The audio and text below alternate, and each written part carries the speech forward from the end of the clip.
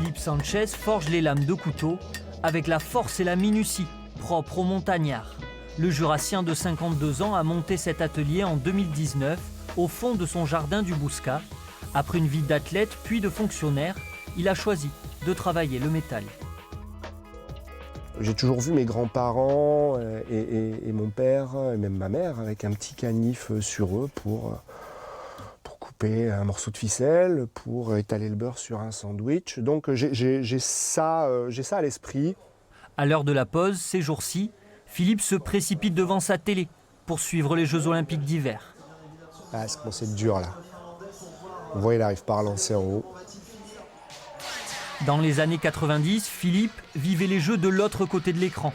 Skieur de fond, il participe à 70 épreuves de Coupe du Monde et 3 Olympiades comme ici, à Lillehammer.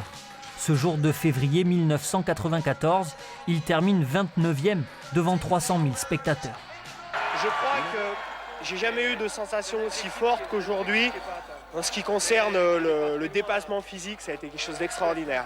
C'est clairement une autre vie. Je ne vis pas du tout par procuration, hein. J'ai eu mon temps, j'en ai fait ce que j'ai pu. J'aurais aimé faire mieux, bon ben voilà, c'est comme ça. J'en ai fait ce que j'ai pu, maintenant c'est à d'autres de faire le job. De cette vie d'avant, Philippe garde des souvenirs impérissables et cette paire de skis, ceux de Lillehammer.